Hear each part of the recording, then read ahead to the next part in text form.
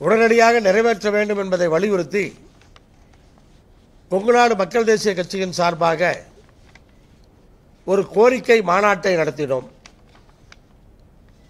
அந்த மாநாட்டிலே இப்போதைய தமிழகத்தினுடைய முதல்வர் அப்போதைய எதிர்க்கட்சி தலைவரை அழைத்து வந்து அரசுக்கு அழுத்தத்தை கொடுத்தோம்.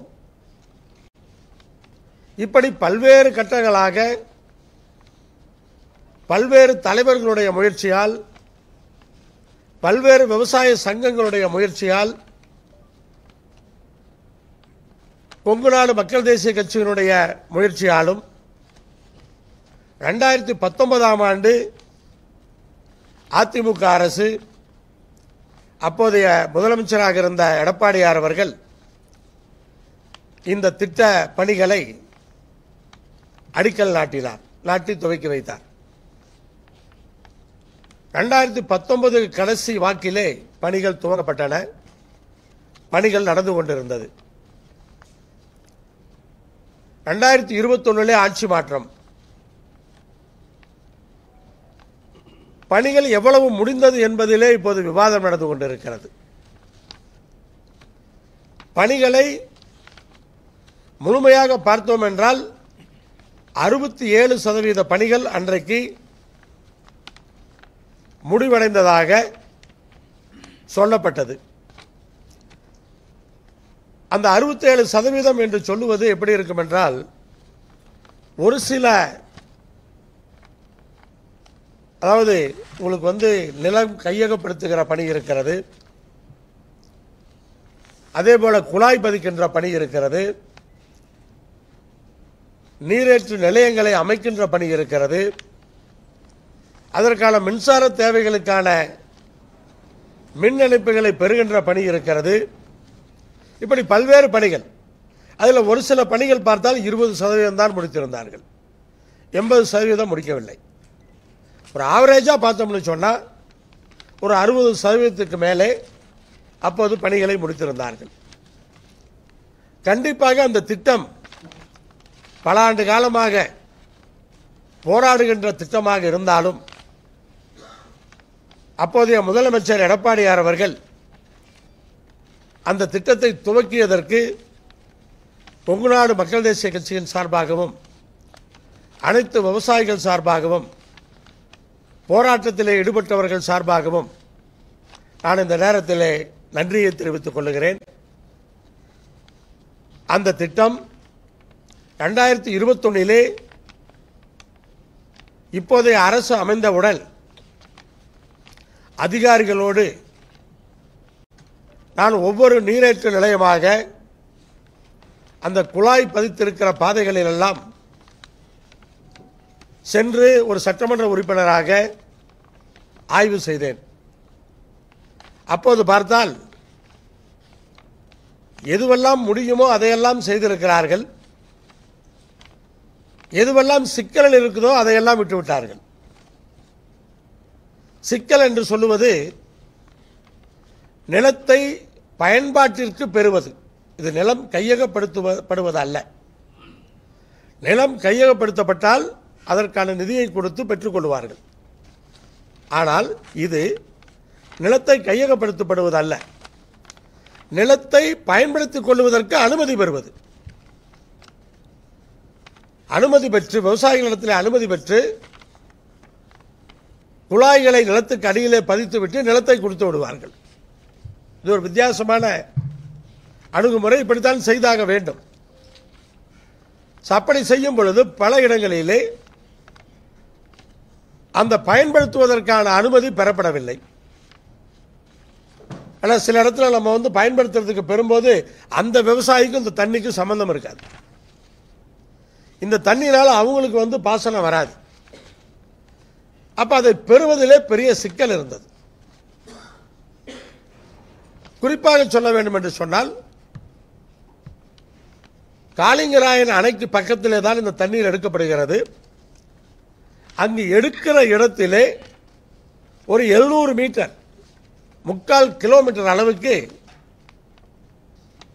அந்த நிலத்தை பயன்படுத்துவதற்கு பெறுவதற்கான சிக்கல் பெரிதாக இருந்தது. அந்த விவசாயிகள் ஒப்புக்கொள்வதாகவே இல்லை. அப்போது எங்களுக்கு கூட சந்தேகம் வந்தது, இந்த திட்டத்தை செயல்படுத்த முடியுமா? ஏன்னா அது கொடுக்கலன்னு சொன்னா, அவங்க கோர்ட்டுக்கு போய் இழுத்துறாங்கன்னு சொன்னா, வேற பக்கமெல்லாம் பைப்பை போட்டு அந்த பம்பிங் ஸ்டேஷன்லாம் பண்ணி பிரயோஜனமே இல்லை. அந்த 700 மீட்டர் நீங்க லே பண்ணாதான் தண்ணி வரும். அப்ப இதுவெல்லாம் பேசி தீர்க்க வேண்டிய பிரச்சனைகளாக, சிக்கல் மிகுந்ததாக இருந்தது. அதை இந்த ஆட்சியிலே மாண்புமிகு வீட்டு வசதித்துறை அமைச்சர் அவர்கள் மிக சிறப்பாக செய்தார். ஒவ்வொரு விவசாயியாக அவர்கள் வீட்டுக்கே சென்றார். அவர்களுக்கு எடுத்து சொல்லி அந்த விஷயங்களை அவர்கள் அனுமதியை பெற்று பிறகு குழாய்களை பதித்தார்கள். இதில் தான் இந்த தாமதம் அதிகமானது. திட்டத்தை செயல்படுத்துவதிலோ அல்லது குழாய் பதிப்பதிலோ நீரேற்று நிலையங்களை அமைப்பதிலோ தாமதமாகவில்லை. இதில் தான் தாமதம். சென்ற ஆட்சியிலே இவ்வளவு முடித்தோம் என்று சொல்லுகிறார்கள் என்றால் அதை எதை வைத்து சொல்லுகிறார்கள்? எவ்வளவு கான்ட்ராக்டருக்கு பில்லு கொடுத்தோம், 1916 கோடியில் எவ்வளவு பணம் கொடுத்தோம், அதை பேஸ் பண்ணி சொல்றாங்க. ஆனால் உண்மை நிலை இதுதான். ஆனால் எது எப்படி இருந்தாலும் இதையெல்லாம் இந்த அரசு முழுமையாக பிரச்சனைகளை தீர்த்து இப்போது இந்த திட்டத்தை செயல்பாட்டுக்கு கொண்டு வந்து விட்டார்கள். இணைப்பில் இருக்கிற குளங்கள் 99% குளங்களுக்கு தண்ணீர் சென்று விட்டது. அன்றைக்கு துவக்குகின்ற அன்னைக்கு 11 இடங்களிலே பிரச்சனை இருந்தது. அதையும் அதிகாரிகள் வேகமாக தீர்த்து கொண்டிருந்தால் இந்நேரம் அதற்கான தீர்வுகளை பார்த்திருப்பார்கள். ஆனால் அந்த திட்டம் வெற்றிகரமாக இன்றைக்கு செயல்படுத்தப்பட்டு இருக்கிறது. விடுபட்ட குளங்கள் என்று கொஞ்சம் இருக்கிறது. அந்த விடுபட்ட குளங்களை இணைப்பதற்கு phase 2 அவிநாசி அத்திக்கடவு திட்டம் நிறைவேற்றப்பட வேண்டும் என்ற கோரிக்கை இப்போதல்ல, அது இந்த திட்டம் என்னைக்கு அடிக்கல் நாட்டினார்களோ அன்றைக்கிருந்து அந்த கோரிக்கைகளை வைத்துக் கொண்டிருக்கிறோம். கடைசியாக நாங்கள் அமைதியாக இருந்தது, இருக்கிறது முதல்ல துவங்கட்டும், அப்புறம் அந்த கோரிக்கையை வலுவாக வச்சுக்கலாம் அப்படின்னு சொல்லி இப்போ அரசாங்கத்துக்கு நாங்கள் வைக்கின்ற கோரிக்கை, அந்த 2ஆம் கட்ட அவிநாசி அத்திக்கடவு திட்டத்தை விரைவிலே நிறைவேற்றி தண்ணீர் போகாத குளங்களுக்கும் நீங்கள் தண்ணீரை கொடுக்க வேண்டும் என்ற அந்த கோரிக்கையை வைத்துக் கொள்கிறோம். ஆனால் கடந்த 3 ஆண்டுகளாக இவ்வளவு சிரமத்துக்கு பிறகு நிறைவேற்றிய பின்னாலும் தண்ணீர் இல்லை.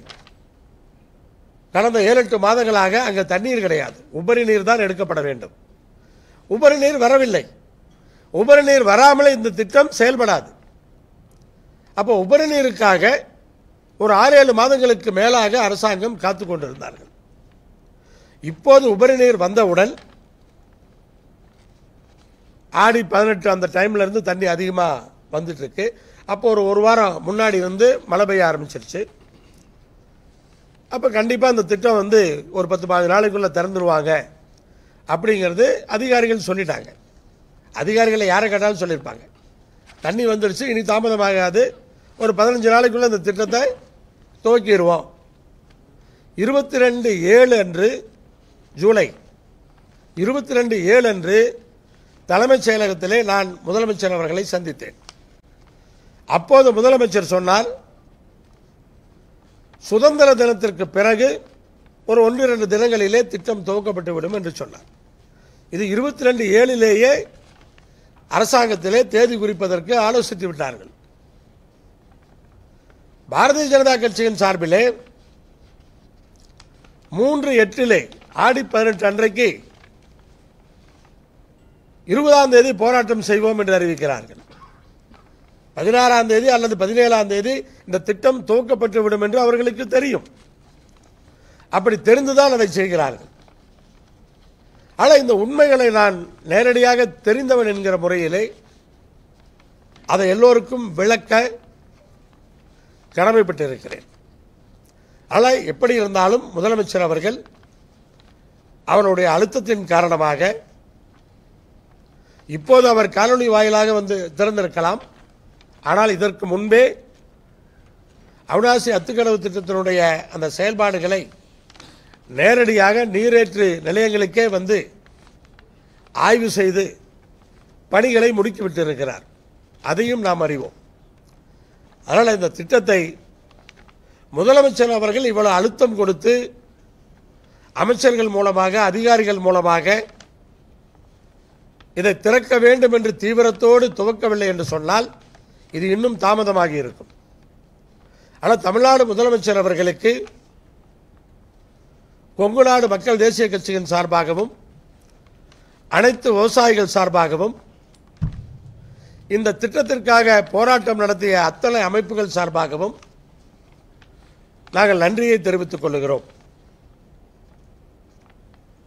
இந்த நேரத்திலே இந்த திட்டத்திற்காக பல்வேறு அமைப்புகள் தொடர்ந்து போராட்டங்களை செய்திருக்கிறார்கள். அந்த போராட்டங்களை செய்த அந்த அமைப்புகளை, விவசாய சங்கங்களை அடையாளப்படுத்தி அவர்களுக்குரிய அந்த மரியாதையை அரசாங்கத்தின் தரப்பிலே செய்ய வேண்டும் என்ற அந்த கோரிக்கையும் இந்த நேரத்திலே அரசாங்கத்திற்கு வைத்துக் கொள்கிறேன். எப்படி 15 ஆண்டு காலமாக நாங்கள் பல போராட்டங்களை செய்தோமோ அதைப் போல பல்வேறு விவசாயிகள் சங்கங்களும் இதை செய்திருக்கிறார்கள். அவர்களுக்கான அந்த நன்றியும் கண்டிப்பாக தெரிவிக்கப்பட வேண்டும். இன்னொன்று இதிலே முக்கியமாக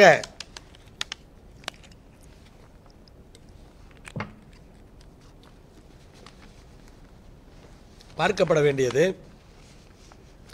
2009ஆம் ஆண்டு கலைஞர் அவர்கள் ஆய்வு செய்வதற்கு உத்தரவு பிறப்பித்த பின்னால் ஒன்றிய அரசிடமிருந்து நிதி வேண்டும் என்று கோரிக்கை வைத்துக் கொண்டே இருக்கிறார்கள். தொடர்ந்து கோரிக்கை வைத்துக் கொண்டிருக்கிறார்கள். 2014க்கு பிறகு அதிமுக அரசு ஒன்றிய அரசிற்கு அதிகப்படியான கோரிக்கைகளை வைத்திருக்கிறார்கள். 2015 2016 ஒன்றிய அரசினுடைய நிதிக்காக தொடர்ந்து தமிழக அரசின் சார்பாக கோரிக்கை வைத்திருக்கிறார்கள். ஒன்றிய அரசு நிதி கொடுக்கும் என்றுதான் இந்த திட்டம் தொடர்ந்து பல ஆண்டுகளாக, ஏன்னா அது 2000 கோடிக்கான திட்டம். பல மாநிலங்களிலே இது போன்ற திட்டங்களுக்கு ஒன்றிய அரசு நிதி நிறைய கொடுத்திருக்கிறது. ஏன் ஒரு மருத்துவக் கல்லூரி ஆரம்பிக்க வேண்டும் என்றால் கூட 50% நிதியை ஒன்றிய அரசு கொடுக்கிறது. இதை போன்ற நீர்ப்பாசன திட்டங்களுக்கு ஒன்றிய அரசு கொடுக்க வேண்டியது ஒன்றிய அரசினுடைய கடமை. அதைத்தான் தமிழ்நாடு அரசு எதிர்பார்த்தது. 2016 17 18 வரை ஒன்றிய அரசுக்கு தமிழ்நாடு அரசு அழுத்தம் கொடுத்து நிதியை பெறுவதற்கு முயற்சித்தது. ஆனால் ஒன்றிய அரசு ஒரு பைசா கூட நிதி தரவில்லை. அப்போதைய தமிழ்நாடு அரசு அறிவித்தது, ஒன்றிய அரசு நிதி தரவில்லை என்று சொன்னாலும் மொத்த நிதியும் தமிழ்நாடு அரசே செலவு செய்து இந்த திட்டத்தை நிறைவேற்றுவோம் என்று அறிவித்தார்கள். அப்ப இந்த பிஜேபி காரர்களாம் எங்கு சென்றார்கள் என்று எனக்கு தெரியவில்லை. ஒன்றிய அரசிடமிருந்து ஒரு பைசா நிதி பெற்று தராத தமிழ்நாடு பிஜேபி தலைவர்களுக்கு இந்த திட்டத்தை பற்றி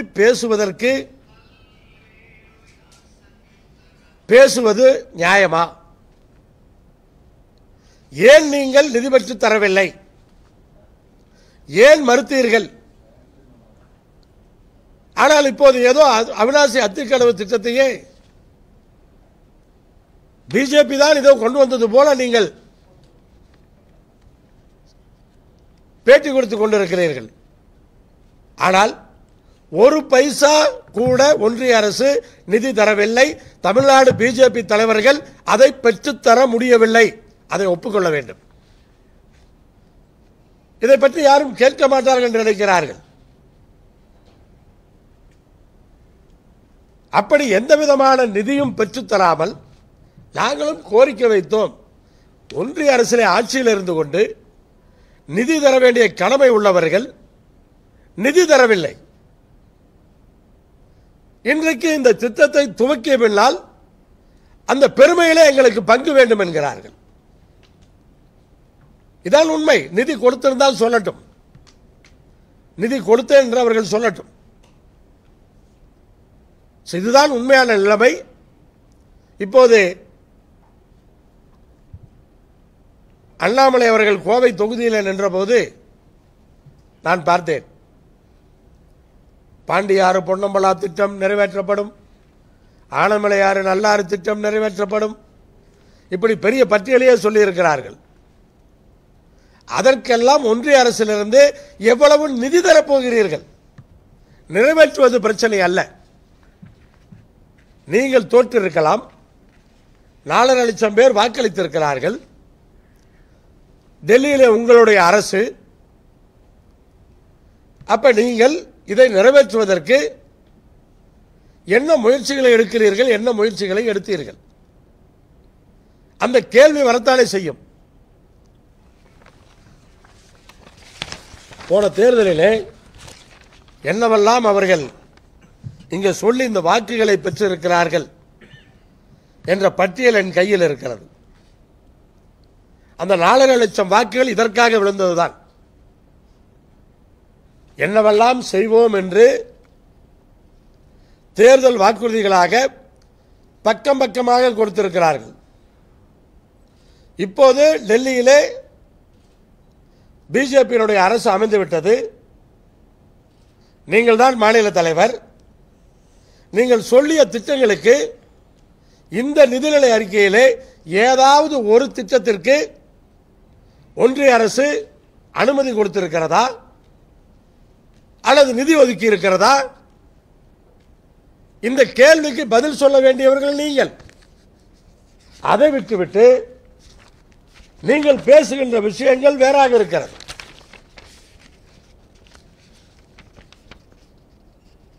கோவை விமான நிலையத்தை உலகத்தரத்திற்கு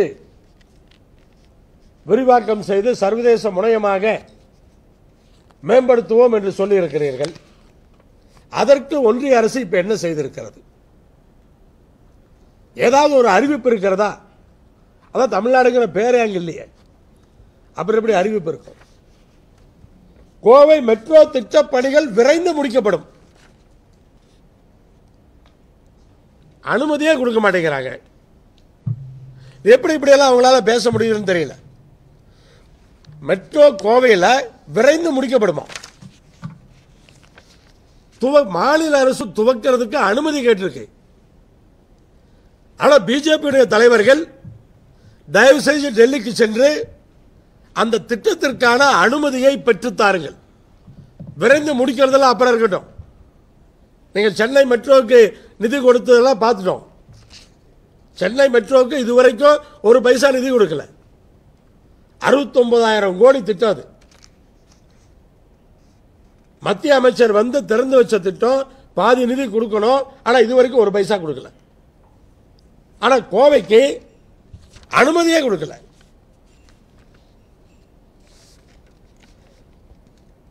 எல்லாம் இதுல இருக்கு. விவசாய மக்களின் நீண்ட நாள் கோரிக்கையான ஆனைமலையாறு நல்லாறு திட்டம் செயல்படுத்தப்படும். நொய்யல் நதி மற்றும் அதை கிளர்ந்தான கௌசிகா நதிகளை மீட்டெடுத்து கோவையில் நீர்வளம் மேம்படுத்தப்படும். 4.5 லட்சம் பேர் இதுக்கு தான் ஓட்டு போட்டிருக்காங்க. ஆட்சி உங்க ஆட்சி தானே.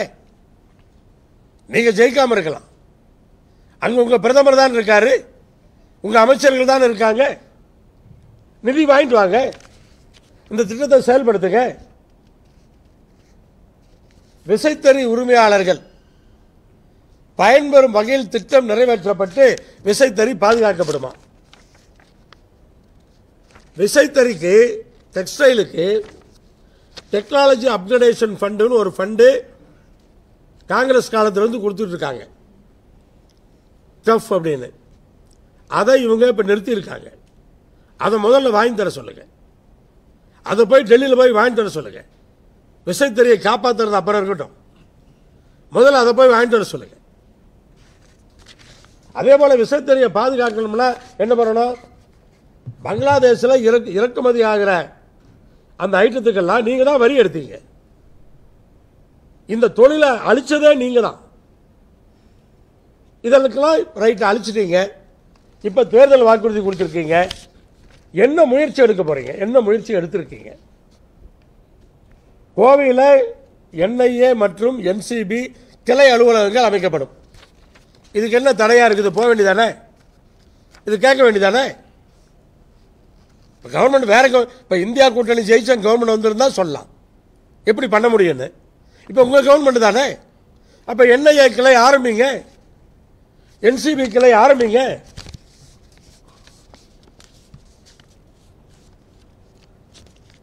விளையாட்டு பயிற்சி மையங்களில் ஒன்றான தேசிய விளையாட்டு ஆணையம் பாட்டியாலாவில் உள்ளது போல அதனுடைய கிளை பயிற்சி மையம் கோவையில் அமைக்கப்படும். என்னைக்கு அமைக்க போறீங்க?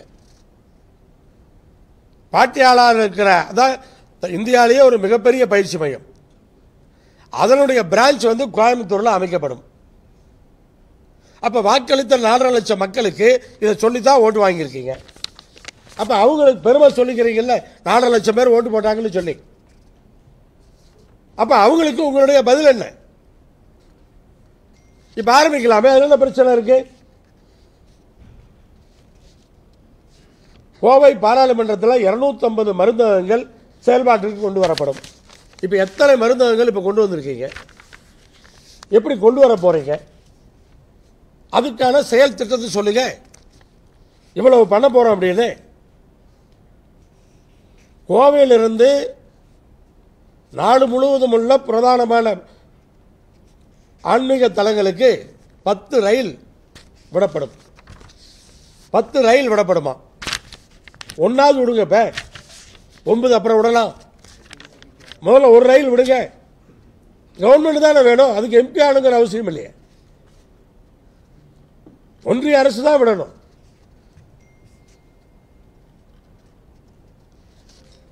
கேன்சர் ஹாஸ்பிட்டல் கொண்டு வருவேன்னு சொல்லியிருக்கீங்க மத்திய அரசின் உதவியோடு. அதுக்கு என்ன பண்ணியிருக்கீங்க?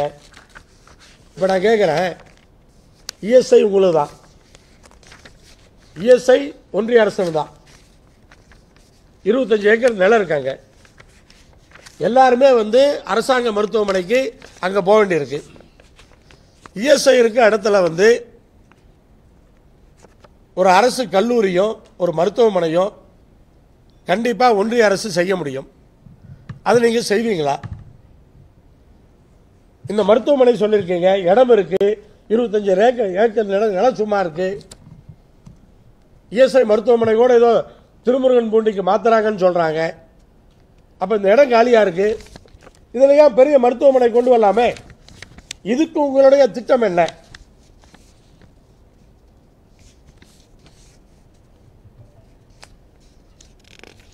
இப்படி வந்து பக்கம் பக்கமா வாக்குறுதிகளை கொடுத்து போன தேர்தலில் இங்க வந்து ஓட்டு வாங்கியிருக்கீங்க. திருச்சி பொன்மலையில் உள்ளது போன்று கோவை போத்தனூர் அல்லது வடகோவையில் ரயில்வே பணிமனை அமைத்து புதிய வேலை வாய்ப்புகள் உருவாக்கப்படும். பண்ணலாமே. அதுக்கான முயற்சி என்ன எடுத்தீங்க? நீங்க ஏன் அதுக்குள்ள பண்ணலன்னு கேட்கல நான். இப்ப என்ன முயற்சி எடுத்திருக்கீங்க? இந்த வாக்குறுதிகளுக்கு உங்களுடைய முயற்சி என்ன?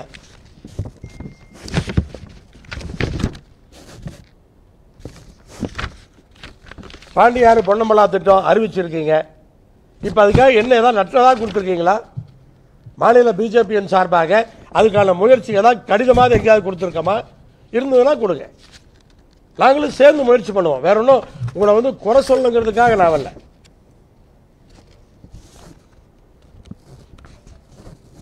விவசாய ஏற்றுமதி மையம் இப்படி மத்திய அரசின் உயர்கல்வி நிறுவனம் ஐஐஎம், கோவைக்கு IIM Indian Institute of Management, கோவைக்கு ஐஐஎம் வரும்னு சொல்லியிருக்கீங்க.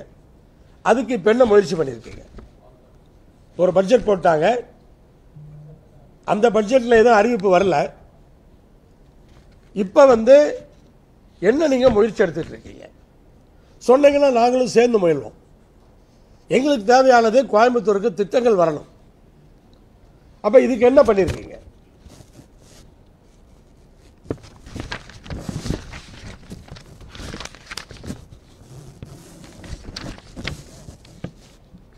BIS BEE தரச்சான்றிதழ் கோவையில் அமைக்கப்படும். இந்த பம்ப் இண்டஸ்ட்ரிக்கெல்லாம் ரொம்ப உபயோகமாக இருக்கும். நல்ல விஷயம்தான், வாக்குறுதி நல்ல விஷயம்தான். ஆனால் சும்மா சொன்னால் மட்டும் போதாது இல்லை. அப்போ அதையெல்லாம் அமைக்கிறதுக்கு நீங்கள் என்ன முயற்சி எடுத்திருக்கீங்க? கைத்தறி ரக ஒதுக்கீட அந்த பிரச்சனையை சால்வ் பண்ணி விசைத்தறியை வாழ வைப்பேன்னு சொல்லியிருக்கீங்க. நல்ல விஷயம். அதை ஒன்றிய அரசில் கொண்டு போய் பண்ணலாமே.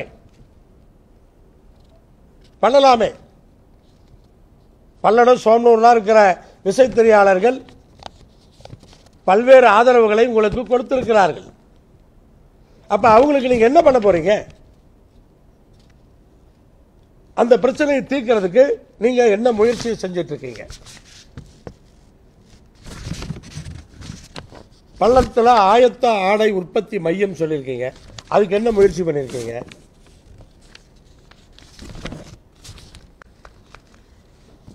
இன்னொன்று முக்கியமானது, கோவையில் உயர்நீதிமன்ற கிளை அமைக்கப்படும் சொல்லியிருக்கீங்க. ரொம்ப தேவையானது. கோவையில் உயர்நீதிமன்ற கிளை நீங்க தான் அமைக்க முடியும். மாநில அரசு நினைச்சா அமைக்க முடியுமா? மாநில அரசு அந்த கோரிக்கை தான் வச்சுட்டு இருக்காங்க. ஆனால் நீங்க ஆட்சியாளர்கள், நாட்டை ஆளுகின்றவர்கள், நீங்க நினைச்சீங்கன்னு சொன்னா பண்ண முடியும். சரி, இப்ப வாக்குறுதி கொடுத்திருக்கீங்க. எப்ப அதை பண்ண போறீங்க? கோவையில் உயர்நீதிமன்ற கிளையை அமைப்பதற்கு நீங்கள் என்ன முயற்சியை இப்போது எடுத்திருக்கிறீர்கள்?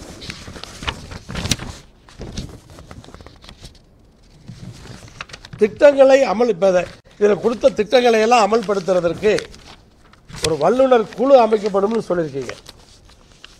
அதை எப்ப அமைக்கிறீங்க? வல்லுநர் குழு, இந்த வல்லுநர்கள்லாம் எப்ப நீங்க அடையாளப்படுத்தி அந்த குழு அமைக்க போறீங்க? அமைங்க, அதையாவது செய்யுங்கன்னு சொல்றேன். இந்த வல்லுநர் குழுவாவது அமைச்சு ஒவ்வொரு திட்டத்தையா கோயம்புத்தூருக்கு கொண்டு வாங்க. ஆனால் இப்படி இன்னும் படிச்சா படிச்சுட்டு போயிட்டே இருக்கலாம், எல்லாம் கூட்டியே இருக்கும். நீங்களாம் பார்த்தது தான். இதெல்லாம் என்ன, அதாவது தேர்தல் நேரத்தில் சொல்றா மறுபடியும் கேட்க மாட்டாங்கன்னு நினைக்கிறாங்களான்னு தெரியல. இதில் உள்ள பல்வேறு விஷயங்கள் இருக்கு. மாநில அரசு நிறைவேற்றுவதெல்லாம் இவர் சொல்லியிருக்காரு. ஸோ இப்போ ஒன்றிய அரசு இவங்க வந்துட்டாங்க. மாநில அரசு கூட சொல்லிடலாம், நான் எம்பி ஆயிருந்தா மாநில அரசு அழுத்தம் கொடுத்து அதை பண்ணியிருப்பேன்னு சொல்லலாம். ஆனால் ஒன்றிய அரசு நிறைவேற்றுறதுக்கு நீங்க மாநில பிஜேபி தலைவர், நீங்க தான் எப்போ வேணாலும் பிரதமர் மோடி கூட போன் எடுத்தா பேச போறீங்க, காரில் ஒன்னா பேசிக்கிட்டே போக போறீங்க.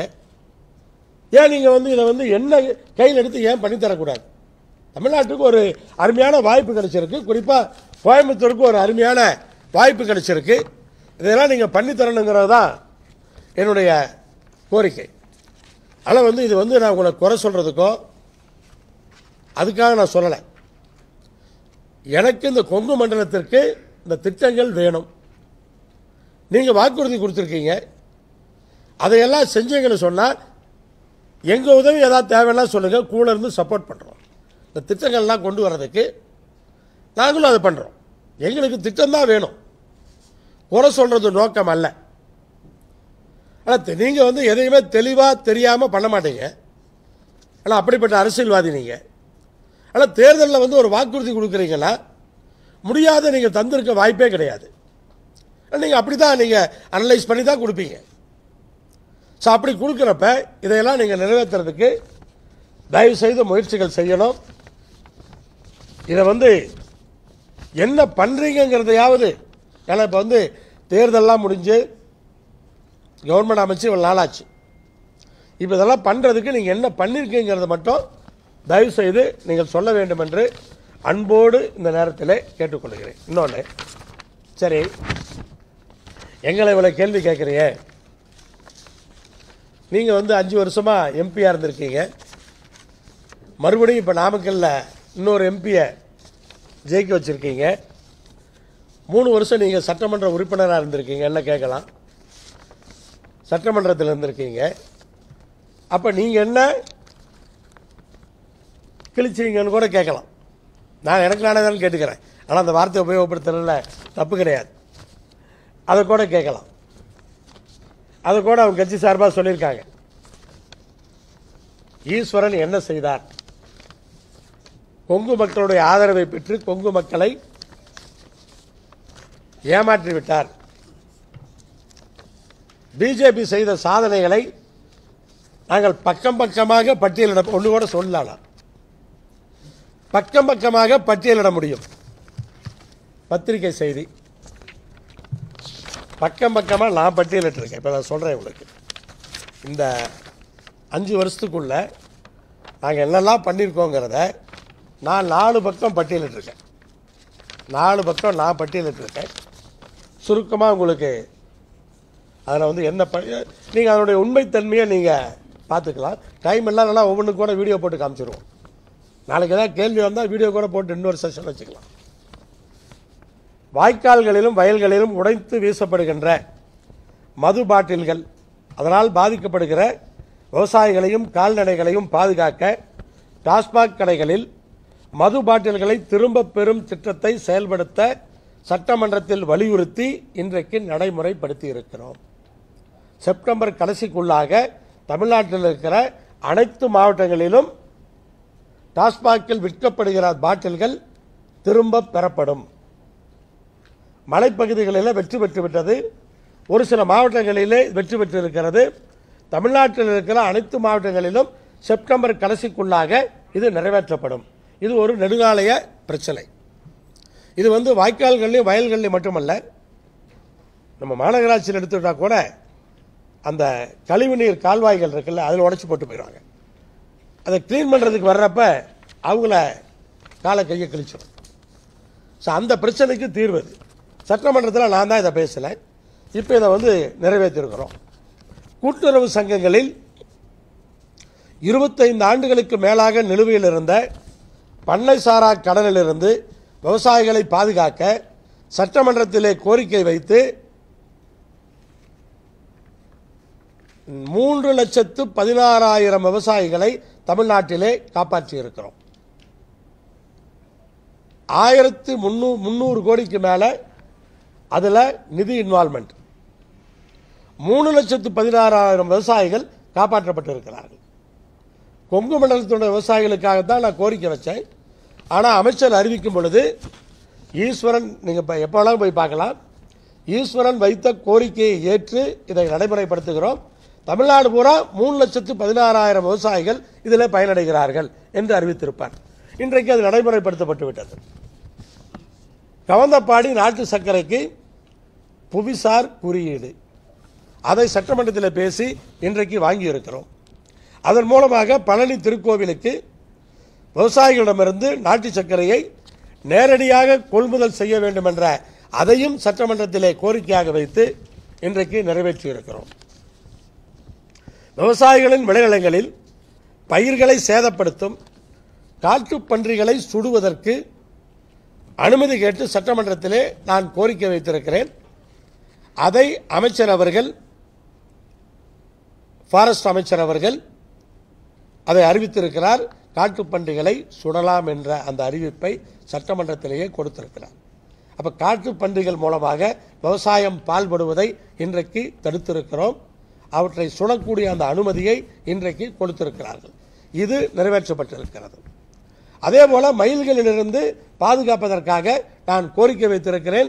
அது எப்படி செய்யலாம் என்று அரசு பரிசீலனை செய்து கொண்டிருக்கிறார்கள். எப்படி அந்த மயில்களை எப்படி பிடிப்பது, அந்த விஷயங்களுக்காக பரிசீலனை செய்து இதெல்லாம் சட்டமன்றத்திலே நான் கோரிக்கை வைத்திருக்கிறேன். எப்போ வேணாலும் நீங்கள் போய் யூடியூப்ல போய் எப்போ வேணாலும் பார்க்கலாம். இதெல்லாம் வந்து நான் சொல்றதுக்காக இல்லை. சேலம் உளுந்தூர்பேட்டை தேசிய நெடுஞ்சாலையில் சென்னை போறவங்கெல்லாம் பார்த்துருப்பீங்க, 7 இடங்களிலே 2 வழிச்சாலையாக இருக்கும். திடீர்னு 4 வழிச்சாலையிலிருந்து 2 வழிச்சாலையாக மாறிடும். அதனால அவ்வளவு விபத்துகள், ஆயிரக்கணக்கில் இறந்து போனார்கள். அதற்கு சட்டமன்றத்தில் நான் கோரிக்கை வைத்திருக்கிறேன். நம்முடைய நாடாளுமன்ற உறுப்பினர் மூலமாக, நாமக்கல் நாடாளுமன்ற உறுப்பினர் மூலமாக பாராளுமன்றத்திலே கோரிக்கை வைத்திருக்கிறேன். சேலத்திலிருந்து உளுந்தூர்பேட்டை வரை அதற்கு நடைபயணம் கட்சியின் சார்பாக நடத்தியிருக்கிறோம். இன்றைக்கு அந்த பணிகள் துவங்கப்பட்டு முடிவடையும் தருவாயில் இருக்கிறது. அந்த 7 இடங்களிலுமே 2 வழி பாதை 4 வழி பாதைகளாக இன்றைக்கு மாறிக்கொண்டிருக்கிறது. விரைவில் முடிக்கப்படும். சென்னைக்கு தாராளமாக தைரியமாக நாம் செல்ல முடியும். இது எங்களுடைய கோரிக்கை. தென்னை விவசாயிகளின் நலன் கருதி ரேஷன் கடையில் தேங்காய் எண்ணெய் விற்பனை செய்யும் திட்டத்திற்கான கோரிக்கை வைத்ததன் விளைவாக தமிழ்நாடு அரசு பரீட்சார்த்த முறையில் இன்றைக்கு சில ரேஷன் கடைகளிலே இதை துவக்கி இருக்கிறார்கள். இப்போது எல்லா ரேஷன் கடைகளிலும் பாமாயிலுக்கு பதிலாக தேங்காய் எண்ணெயை கொடுக்கலாமா? ஏன்னா தேங்காய் எண்ணெயை கொடுக்கும் பொழுது அந்த விலை அதிகமாக இருக்கும்.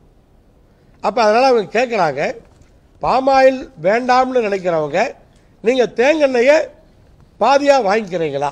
அப்படி விருப்பம் இருந்ததுன்னா எவ்வளவு பேர்த்துக்கு விருப்பம் இருக்கோ அவ்வளவு தேங்காய் எண்ணெயாக மாற்றிடுவாங்க. பாமாயிலுக்கு பதிலாக பாமாயிலும் இருக்கும், அதை வேணுங்கிறவங்க வாங்கிக்கலாம். தேங்காய் எண்ணெய் வேணுங்கிறவங்க எழுதி கொடுத்துருந்தாங்கன்னா தேங்காய் எண்ணெய் வாங்கிக்கலாம். ஸோ இப்போ தேங்காய் எண்ணெய் கொடுக்க வேண்டும் என்பது ஒரு பக்கம். காரணம் என்ன? தென்னை விவசாயிகள் பாதுகாக்கப்பட வேண்டும், தேங்காய்க்கான விலையேற்றம் வேண்டும். அது நடந்துவிடும். பல ரேஷன் கடைகளிலே அதை கொடுத்தார்கள் என்று சொன்னால் இது நடந்துவிடும். இன்றைக்கு இதை சாதித்திருக்கிறோம். ஈரோட்டிலே காவிரி ஆற்றில் கலக்கும் கழிவுகளை தடுப்பதற்காக சட்டமன்றத்திலே கோரிக்கை வைத்ததன் விளைவாக தமிழ்நாடு அரசு 30 கோடி மதிப்பீட்டில் கழிவுநீர் சுத்திகரிப்பு நிலையத்துடன் காவிரி ஆற்றின் முகப்பை மேம்படுத்தும் திட்டத்தையும் அறிவித்திருக்கிறது. இதுவும் நாங்கள் வைத்த கோரிக்கை, அதையும் நிறைவேற்றியிருக்கிறோம். உலகத்தரம் வாய்ந்த நூலகங்கள் சென்னையிலே, அண்ணா பெயரிலே, மதுரையிலே அறிவித்த பொழுது சென்னைக்கும் மதுரைக்கு தென் மாவட்டங்களுக்காகவும் அறிவித்து விட்டீர்கள். ஆனால் கொங்கு பகுதிக்காக எங்களுக்கும் ஒரு நூலகம் வேண்டும் என்று சட்டமன்றத்திலே கேட்டவன் நான். இன்றைக்கு கோவைக்கும் அதே போல சிறப்பான ஒரு நூலகம் அறிவிக்கப்பட்டிருக்கிறது. அதே போல கோவையில் நீலம்பூரிலிருந்து மதுக்கரை வரை 2 வழிச்சாலையை 6 வழிச்சாலையாக மாற்றப்பட வேண்டும் என்று சட்டமன்றத்திலும் நான் பேசியிருக்கிறேன். அதை நடைபயணமாகவும் நாங்கள் மதுக்கரையிலிருந்து நீலாம்பூர் வரை நடந்திருக்கிறோம். இதுவெல்லாம் இன்றைக்கு அரசு பரிசீலனையில் இருக்கிறது. ஒன்றிய அரசு தேசிய நெடுஞ்சாலைகளை தாமதப்படுத்தினால் கூட மாநில அரசு ஒரு 4 வழி பாதையை இடம் இருக்கு, அதில் போட்டு தரதுக்கான அந்த பரிசீலனையில் இருக்காங்க. அப்ப இதற்கான கோரிக்கை வைத்து அது இன்றைக்கு பரிசீலனையில் இன்றைக்கு இருக்கிறது. அரசு மருத்துவமனைகள் போன்ற பொது இடங்களில் நோயாளிகளோடு வருபவர்களுக்கு நூலகம் வேண்டும் என்று சட்டமன்றத்தில் நான் கேட்டிருந்தேன். முதலமைச்சரே அறிவித்தார். பஸ் ஸ்டாண்டு, மருத்துவமனை போன்ற பொதுவான இடங்களிலே தமிழ்நாடு முழுவதும் நூலகம் அமைக்கப்படும் என்று அறிவித்தார். ஸோ இதை நாம் தமிழ்நாடு முழுவதுக்குமாக இன்றைக்கு நிறைவேற்றி இருக்கிறோம். நகர பகுதியிலே சிசிடிவி பராமரிப்பதற்கு அதற்கு நிதி கொடுக்காமல் காவல்துறையிலே சங்கடப்படுகிறார்கள். அதற்கு நிதி வேண்டும் என்று அரசாங்கத்திலே சட்டமன்றத்திலே நான் கோரிக்கை வைத்திருந்தேன். அதை முதலமைச்சர் அவர்கள் சட்டமன்றத்திலே அறிவித்து இன்றைக்கு நிதி கொடுக்க ஆரம்பித்திருக்கிறார்கள்.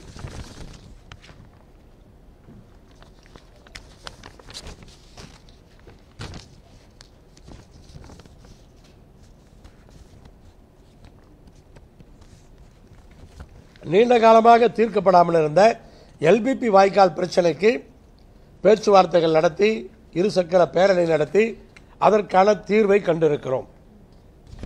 கொங்கு மண்டல விவசாயிகளின் நீண்டகால பிரச்சனையாக இருந்த எரிவாயு குழாய் திட்டம் நீங்களாம் பார்த்துருப்பீங்க. நெடுஞ்சாலைகள் வழியாக இப்போ பைப் லைன்லாம் நெடுஞ்சாலை வழியாக எடுத்துகிட்டு இருக்காங்க.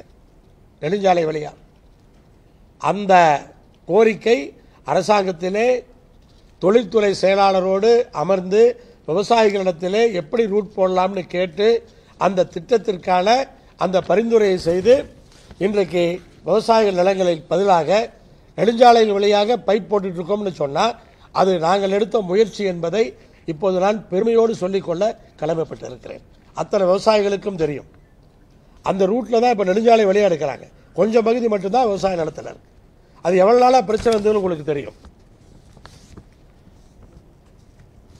அதே போல சேலம் கரூர் தேசிய நெடுஞ்சாலையில் ஆட்டையாம்பட்டி பிரிவு, ராசிபுரம் ஏடிசி டெப்போ பிரிவு, அணைப்பாளையம் பிரிவு, கீரம்பூர் பிரிவு, ஓவியம்பாளையம் பிரிவு, மரவம்பாளையம் பிரிவு ஆகிய 6 இடங்களிலே நம்முடைய நாமக்கல் நாடாளுமன்ற உறுப்பினர் நாடாளுமன்றத்திலே கோரிக்கை வைத்து அந்த அமைச்சருக்கு கடிதம் எழுதி அந்த அமைச்சர் இன்றைக்கு இந்த 6 பாலங்களும் இன்றைக்கு பணிகள் முடியும் தருவாயிலே அங்கே இருக்கிறது.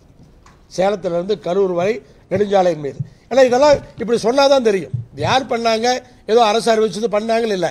இதெல்லாம் கொங்கு நாடு மக்கள் தேசிய கட்சியின் சார்பாக எங்களுடைய நாடாளுமன்ற உறுப்பினர் நாடாளுமன்றத்திலே வச்ச கோரிக்கை, அமைச்சருக்கு எழுதிய கடிதம். அதேபோல சேலம் கோவை தேசிய நெடுஞ்சாலையில் காஞ்சிக்கோவில் பிரிவு, துடுப்பதி கத்தேரி பிரிவு, காக்காபாளையம் பிரிவு ஆகிய 4 இடங்களில் மேம்பாலம் அமைக்க நம்முடைய நாடாளுமன்ற உறுப்பினர் சின்ராஜ் அவர்கள் வாயிலாக இன்றைக்கு கோரிக்கை வைத்து அந்த உத்தரவை பெற்றிருக்கிறோம். அந்த பணிகள் துவக்கப்பட்டிருக்கிறது. இதுவெல்லாம் கொங்கு நாடு மக்கள் தேசிய கட்சியின் சார்பாக நாம் சாதித்த சாதனைகள். நாமக்கல் மாவட்டம் கொல்லிமலையில் உங்களுக்கு நெட்வொர்க்கே இருக்காது. மேலே போயிட்டீங்கன்னா ஃபோன் ஒர்க் பண்ணாது. அங்கே இருக்கிற கிராமங்கள், நிறைய கிராமங்கள் இருக்கு. ஒவ்வொரு கிராமத்துக்கும் பேர் நாடு. அங்கே ஒவ்வொரு நாடு எங்கேயுமே செல்போன் ஒர்க் பண்ணாது. அதை நம்முடைய நாடாளுமன்ற உறுப்பினர் மூலமாக டெல்லியில் அமைச்சரிடத்தில் பேசி 15 இடங்களிலே பிஎஸ்என்எல் சார்பாக டவர் அமைத்து இன்றைக்கு கொல்லிமலை முழுவதும் எல்லா கிராமங்களிலும் கைபேசியிலே பேசுகிறார்கள் என்று சொன்னால் அதற்கு காரணம் கொங்கு நாடு மக்கள் தேசிய கட்சியும் நம்முடைய நாடாளுமன்ற உறுப்பினரும் என்பதை இந்த இடத்திலே நான் உரிமையோடு பெருமைப்பட்டுக் கொள்ள முடியும். மொத்த மலைக்கும் இன்னைக்கு அங்க இருக்கிற மக்கள் மட்டுமல்ல, நம்ம மேலே போனா கூட நம்ம போன் ஒர்க் பண்ணாது, இப்போ ஒர்க் பண்ணும். 2023-24 விசைத்தறியாளர்களுக்கும் சிறு குறு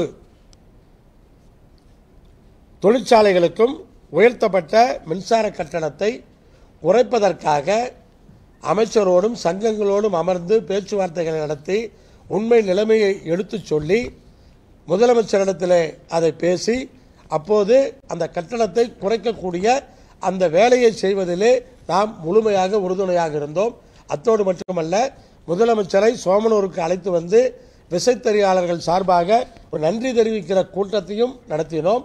ஸோ இதுவெல்லாம் நாம் செய்தது என்பதைத்தான் இங்கே நாம் பதிவிடுகிறோம். அதே போல திருச்செங்கோட்டிலே தேரோடும் வீதிகளே, தஞ்சாவூரில் ஒரு தேர் விழுந்து ஒரு பெரிய ஆக்சிடென்ட் ஆனது நமக்கு எல்லாம் தெரியும். அந்த டைமில் சட்டமன்றத்திலே திருச்செங்கோட்டில் தேரோடும் 4 வீதிகள் இருக்கிறது. அதிலே எனக்கு மின்சார கம்பிகளை புதைவடமாக போட வேண்டும் என்று நான் சட்டமன்றத்திலே கோரிக்கை வைத்தேன். அப்போது பரிசீலித்து தமிழ்நாடு முழுவதும் தேரோடும் வீதிகளிலே இருக்கிற மின்கம்பிகள் புதைவடங்களாக போடப்படும் என்று அரசு அறிவித்தது. அன்றைய மின்சாரத்துறை அமைச்சர் அவர்கள் அதை அறிவித்தார். அதை செய்து கொண்டிருக்கிறார்கள் என்று சொன்னால் அதற்கு பிள்ளையார் சொல்லி போட்டது, தூண்டிவிட்டது நான் என்பதை இந்த நேரத்திலே நான் சொல்லிக் கொடுக்கிறேன். அதே போல கோழிப்பண்ணைகளுக்கான தீவன இறக்குமதிக்கு இருந்த வரியை நாமக்கல் நாடாளுமன்ற உறுப்பினராக இருந்த சின்ராஜ் அவர்கள் நாடாளுமன்றத்தில் பேசி அதற்கான இறக்குமதி வரியை குறைத்து மொத்த கோழிப்பண்ணையாளர்களையும் வாழ வைத்தவர் அவர். அன்றைக்கு அந்த செயல்பாடுதான் அரசாங்கம் ஒப்புக்கொண்டு அன்றைக்கு வரியை குறைத்தார்கள். இதுவும் செய்தது கொங்கு நாடு மக்கள் தேசிய கட்சியினுடைய நாடாளுமன்ற உறுப்பினர் தான். டிசம்பர் 2019 ஜம்மு காஷ்மீரில் கடுமையான பனிப்பொழிவு. அங்கு நாமக்கல்லை சார்ந்த லாரி டிரைவர்கள் நிறைய பேர் அங்கே மாட்டிக்கொண்டார்கள். அங்கிருந்து அவர்களுக்கு வருவதற்கு வழி இல்லை. அப்போ ஜம்மு காஷ்மீரில் இருக்கிற அந்த தொகுதியினுடைய நாடாளுமன்ற உறுப்பினர் இடத்திலே நம்முடைய நாடாளுமன்ற உறுப்பினர் பேசி அவர்கள் அங்கிருந்து வருவதற்கான அத்தனை ஏற்பாடுகளையும் செய்து கொடுத்தார். இப்படி நான் இன்னும் போனோன்னா இன்னும் பக்கம் போயிட்டே இருக்கும். நான் முக்கியமானதை மட்டும் நான் எடுத்துக்கிட்டேன். இன்னும் நிறைய பண்ணியிருக்கோம், நிறைய பெரிய பட்டியல் இருக்கும்.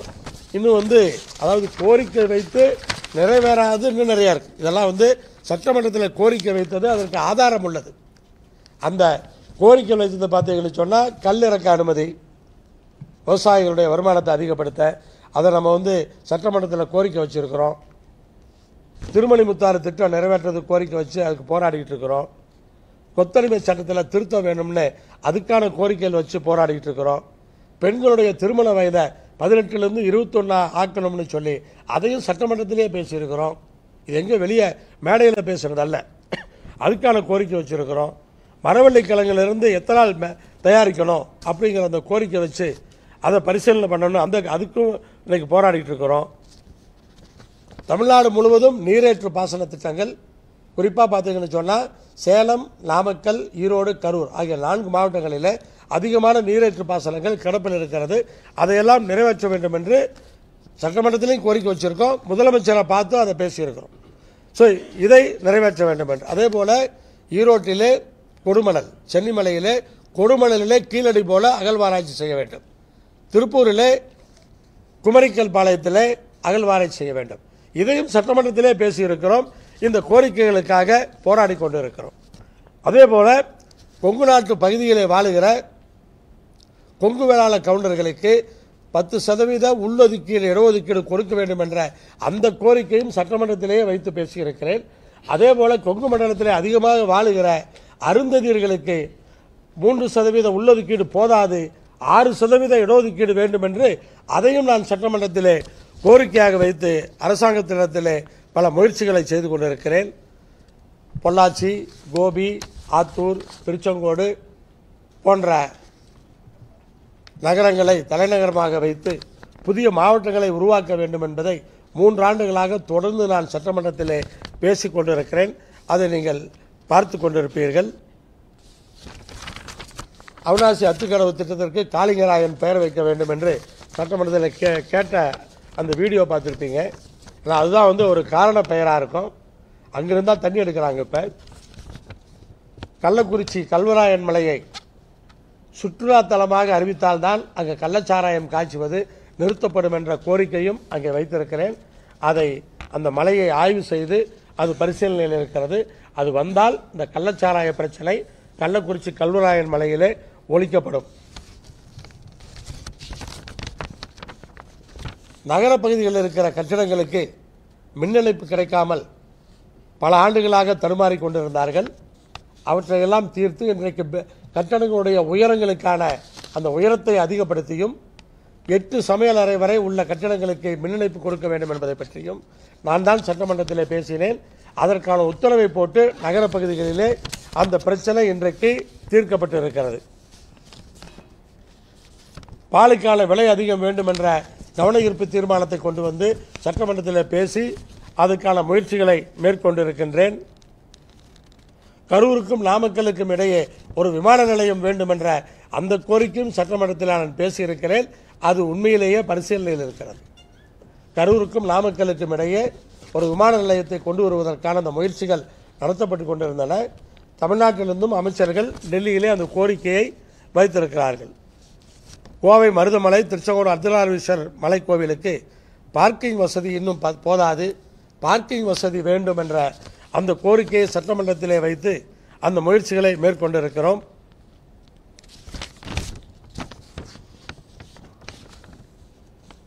இப்படி பல்வேறு விஷயங்களை கொங்கு மண்டலத்துக்கான அந்த விஷயங்களை மட்டுமல்ல, தமிழ்நாட்டுக்கான பல்வேறு விஷயங்களையும் கோரிக்கைகளாக வைத்து நாங்கள் நிறைவேற்றி இருக்கிறோம். எங்களை பார்த்து கொங்கு நாடு மக்கள் தேசிய கட்சி அரசியல் அங்கீகாரத்தை பெற்றுக்கொண்டு மக்களை ஏமாற்றிவிட்டது என்று சொல்லுவது எந்த விதத்திலே நியாயமாக இருக்கும்? நீங்கள் தான் நான் சொன்ன விஷயங்களிலே நீங்கள் இன்றைக்கல்ல என்றைக்கு வேண்டுமானாலும் அதை பரிசீலித்து அதில் உண்மை இல்லை என்று சொன்னால் எப்போது வேண்டுமானாலும் கேள்வி கேட்கலாம். இப்போது கொங்கு நாடு மக்கள் தேசிய கட்சி ஒரு எம்பி ஒரு எம்எல்ஏ வச்சுருக்கோம், இவ்வளவுதான் நம்ம சக்தி. அப்புறம் உள்ளாட்சி பிரதிநிதிகள் வச்சுருக்கோம். இவ்வளவு விஷயங்களை செய்திருக்கிறோம் என்பதை எங்கள் ப்ராக்ரஸ் ரிப்போர்ட்டை கொடுத்துட்டோம். நீங்கள் பாரதிய ஜனதா கட்சி, அண்ணாமலை அவர்கள் கொங்கு மண்டலத்தை சார்ந்தவர், பாரதிய ஜனதா கட்சியினுடைய தலைவராக பொறுப்பேற்று பணியாற்றி கொண்டிருக்கிறார். உங்களுடைய ப்ராக்ரஸ் ரிப்போர்ட் கொடுக்கலாமே. நீங்கள் தான் ப்ராக்ரஸ் ரிப்போர்ட் கேட்குறாள் தானே. நீங்கள் உங்கள் ப்ராக்ரஸ் ரிப்போர்ட்டை நீங்கள் ஆக்கப்பூர்வமாக இந்த கொங்கு மண்டலத்திற்கு அல்லது தமிழ்நாட்டிற்கு என்ன செய்திருக்கிறீர்கள்? உங்கள் முயற்சியின் மூலமாக நீங்கள் என்ன டெல்லிக்கு சென்று பெற்று வந்திருக்கிறீர்கள்? பத்திரிகைக்கு பேட்டி கொடுப்பதையோ தொலைக்காட்சிக்கு பேட்டி கொடுப்பதையோ நான் சொல்லவில்லை. ஆக்கப்பூர்வமாக செயல்படுத்திய உங்களால் முயற்சி செய்து செய்யப்பட்ட திட்டங்கள் ஏதாவது இருக்கிறதா? உங்கள் கட்சியை சார்ந்தவர்கள் பட்டியல் போட்டால் பக்கம் பக்கமாக செல்லும் என்று சொல்லி இருக்கிறார்கள். உங்கள் பட்டியலையும் நீங்கள் பத்திரிகையாளர்களை அழைத்து சொல்லலாமே. நான் பத்திரிகையாளர்களை அழைத்து இப்போது என்னுடைய பட்டியலை பக்கம் பக்கமாக படித்து விட்டேன். பாரதிய ஜனதா கட்சி எப்போது படிக்கப் போகிறீர்கள்? கேள்வி ஏதாவது தான் கேளுங்க. நான் அப்படி வார்த்தையை சொல்லலைங்க. அதாவது இந்த திட்டங்கள்லாம் நிறைவேற்றோன்னு கொடுத்துருக்கீங்க, இதை நிறைவேற்றுறதுக்கு என்ன முயற்சி எடுத்திருக்கீங்கன்னு ஆக்கப்பூர்வமாக கேட்டிருக்கேன். அதான் சொல்லிட்டேன். குற்றம் சாட்டுறதோ குறை சொல்கிறதோ என்னுடைய நோக்கம் அல்ல. நீங்கள் சொல்லியிருக்கிற திட்டங்கள்லாம் நல்ல திட்டங்கள். இதை செயல்படுத்துவதற்கு நீங்கள் என்ன முயற்சி செய்கிறீர்கள்? அதற்கு அணில் போல எங்களுடைய தேவை எதுவாக இருந்தால் சொல்லுங்கள், நாங்களும் கூட இருந்து பணியாற்றுகிறோம்.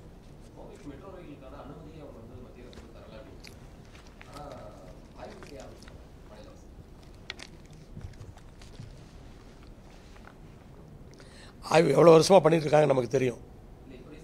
அதான் சொல்கிறேன், 2-3 கட்டமாக ஆய்வு பண்ணிட்டு இருக்காங்க. ஆனால் அனுமதிக்கு அப்ளை பண்ணியிருக்கு. இன்னும் ஒன்றிய அரசு அனுமதி வரல. இதுதான் உண்மை. ஆமாம், இப்போ ஒசூரில் ஏர்போர்ட் வேணும்னு கேட்குறோம். இன்னும் அனுமதி வாங்கணும். ஆனால் மாநில அரசு சர்வே பண்ணிட்டு தான் இருக்காங்க. சர்வே ஆரம்பிச்சிட்டாங்க, பண்ணிட்டு இருக்காங்க. மக்கள் கருத்து கேட்டுட்டு இருக்காங்க. எந்த இடத்துல வச்சா சரியாக இருக்கும் அப்படின்னு சொல்லி பார்க்குறாங்க. இதெல்லாம் மாநில அரசு செய்கிறது தான். ஆனால் அனுமதி வராமல் பண்ண முடியாது. அந்த அனுமதியை தான் நீங்கள் தயவு செஞ்சு வாங்கி கொடுங்கன்னு சொல்கிறோம்.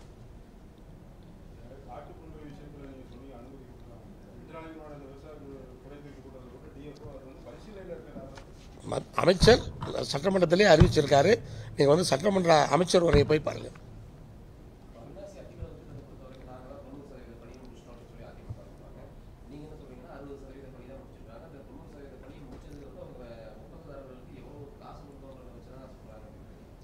அதாவது நான் அதில் அவிநாசி அத்திகட திட்டம் விளக்கமாக சொல்லிட்டேன்.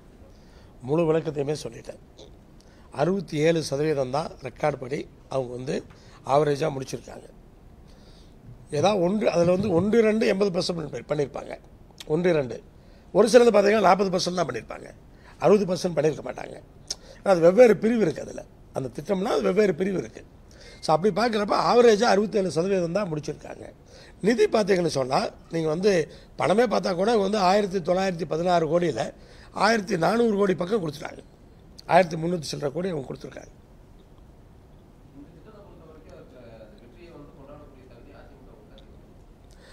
இது அதிமுகவுக்கு நான் இல்லைன்னு சொல்ல முடியாது. நான் நன்றி தெரிவிச்சிருக்கேன்.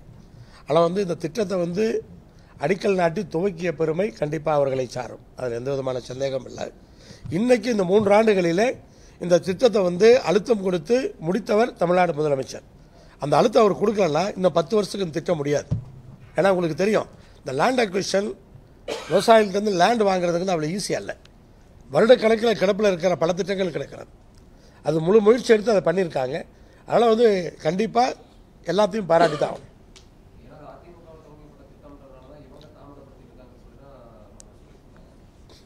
அது அரசியலுக்காக பேசுகின்ற பேச்சு. நான் அந்த திட்டத்தை முழுமையாக தெரிந்தவன். அதனால் அந்த விளக்கமாக நான் சொல்லிட்டேன். வேறு ஏதாவது கேள்வி இருக்கா?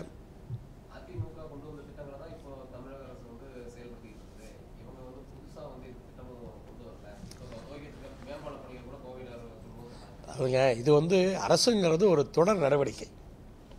அரசாங்கம்ங்கிறது ஒரு தொடர் நடவடிக்கை. இது இந்த அரசு ஆரம்பிச்சது, அந்த தொடர்ந்து இது எந்த திட்டம் நின்று போச்சு? எல்லா திட்டமும் பண்ணிட்டு தானே இருக்காங்க. அப்போ யாராக இருந்தாலும் அந்த ஆட்சியே கண்டினியூவாக இருந்தால் கூட அந்த டைம் ஆகிறது ஆகத்தான் செய்யும். அதாவது எந்த திட்டமும் நிறுத்தப்படவில்லை, நிதி ஒதுக்காமல் இல்லை. ஏன்னா நிதி அவங்க பீரியட் அவங்க ஒதுக்கியிருப்பாங்க, அதுக்கப்புறம் இவங்க ஒதுக்கணும். இவங்க ஒதுக்கிறதுனால தான் இப்போ திட்டங்கள் நடக்குது. அதெல்லாம் அப்படியெல்லாம் சொல்ல முடியாது. அதே போல் வேறு ஏதாவது இருக்கா? கேள்வி இருக்கா? கலந்து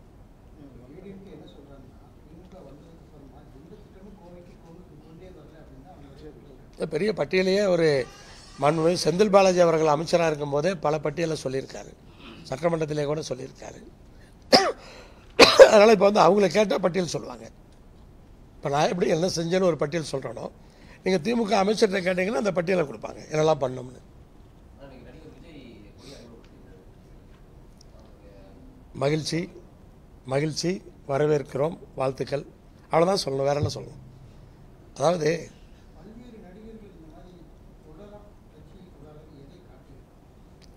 இதில் வந்து ஜனநாயகத்தில் வந்துங்க யார் வேணாலும் கட்சி ஆரம்பிக்கலாம், வரலாம், தப்பு கிடையாது.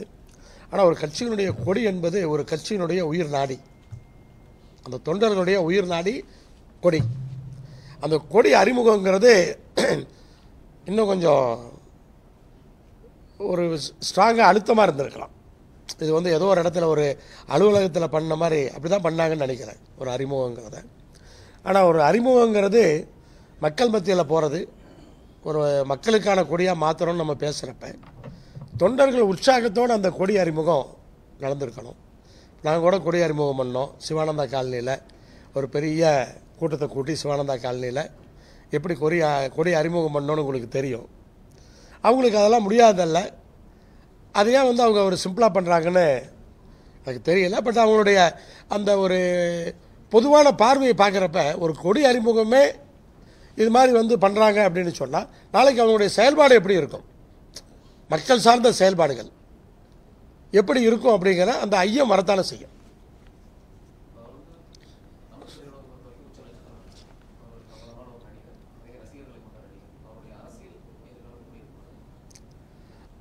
அரசியல் எதிர்காலம் என்பது அவர் என்ன கொள்கைகளை கொண்டு வருகிறார், அவர் என்ன செய்ய போகிறேன் என்று சொல்லுகிறார், என்ன பாதையை எடுக்கப் போகிறார் என்பதை பார்த்தால்தான் தெரியும். அதை பார்க்காமல் நம்ம வந்து அவர் என்ன பண்ணுவார் நம்ம எப்படி சொல்ல முடியும். இப்போதைக்கு அவர் வந்து இன்னும் கட்சி பதிவே வரலன்னு நினைக்கிறேன். கொடி அறிமுகப்படுத்திட்டாரு, கட்சி பதிவு இன்னும் வரலன்னு தான் சொன்ன மாதிரி தெரியுது. ஸோ அப்படி இருக்கிறப்ப அதுக்கப்புறம் தான் அவர் கொள்கைகள்லாம் சொல்லுவோன்னு சொல்லியிருக்காங்க. அப்போ அவங்க கொள்கை சொன்னால் தானே நம்ம வந்து அவங்க என்ன பண்ணுவாங்கன்னு தெரியும். வரட்டும், நாங்கள் நல்லா போயிட்டுருக்குது, உங்களுக்கு பிடிக்கலையா? நாங்கள் நல்லா தானே போயிட்டுருக்கோம். இல்லை எங்கள் கூட்டணி வலுவாக இருக்குது, ஒன்றும் பிரச்சனை கிடையாது. பங்காளி கூட்டணி, மாமச்சான் கூட்டணி, அது மாதிரி கூட்டணிக்கெல்லாம் இப்போ வந்து இப்படி தான் பேர் வச்சிட்ருக்காங்க. அதனால் வந்து அது எப்படின்னா, நான் வந்து பிஜேபி தலைவர் மாமச்சான் கூட்டணின்னு பல இடத்துல சொல்லியிருக்காரு. நான் சொல்கிறது என்னென்னா, உங்கள் கட்சியில் இருக்கிற கட்சி தலைவர்கள் இருக்காங்கள, உட்கட்சி தலைவர்கள், அவங்களையெல்லாம் பங்காளிகளாக பாருங்கள். உங்கள் கட்சி தலைவர்களே நீங்கள் மாமச்சான் மாதிரி பார்த்து அவங்களையெல்லாம் வந்து நீங்கள் வந்து ஒரு வெளியூர்கார மாதிரி, வெளி வீட்டுக்கார மாதிரி நீங்கள் வந்து உங்கள் கட்சிக்காரங்களையே பார்க்கறது உங்களுக்கு புரிகிற மொழியிலேயே சொல்கிறேன். நான் நீங்கள் வந்த மொழியிலேயே சொல்கிறேன். அட்லீஸ்ட் பிஜேபியில் இருக்கிற தலைவர்களை நீங்கள் பங்காளியாக பாருங்கள், நீங்கள் ஒன்றா இருந்து பயணிங்க. உங்கள் கட்சிக்குள்ள தலைவர்களையெல்லாம் நீங்கள் மாமா வச்சானா பார்த்தீங்கன்னா அப்போ எப்படி பழிவாங்கலான்னு பார்க்கக்கூடாது. நீங்கள்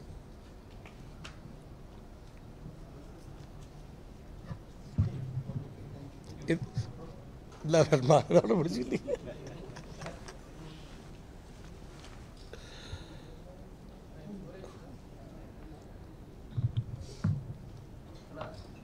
அதான் இந்த காப்பி கொடுத்துருங்க, இந்த காப்பி கொடுத்துருங்க.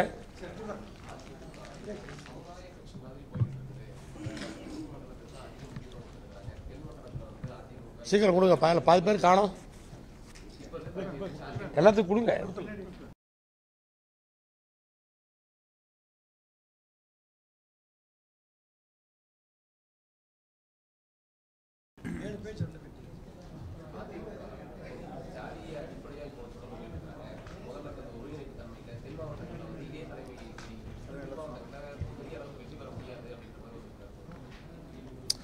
அதாவதுங்க, அதிமுகவை பொறுத்தவரை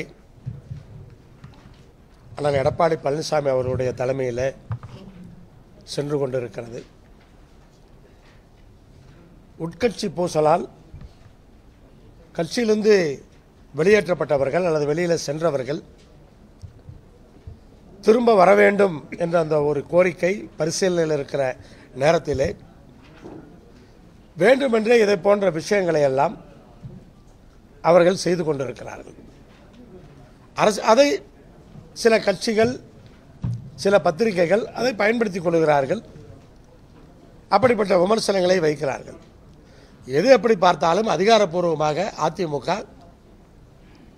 அதனுடைய பொதுச் செயலாளராக எடப்பாடி பழனிசாமி அவர்கள் இருக்கிறார். அவர் தலைமையில் தான் அந்த கட்சி இன்றைக்கு நடந்து கொண்டு இருக்கிறது.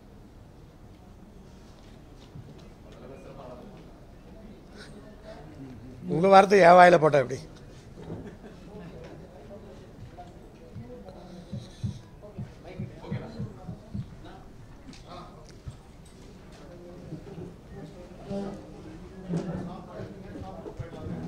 எல்லாம் சாப்பிட்டு போனோம். எல்லாம் ரொம்ப நாளாக நம்ம மீட் பண்ணி அதனால தான் ஒரு லஞ்சு ப்ரெஸ் மீட் மாதிரி அதை ஏற்பாடு பண்ணோம்.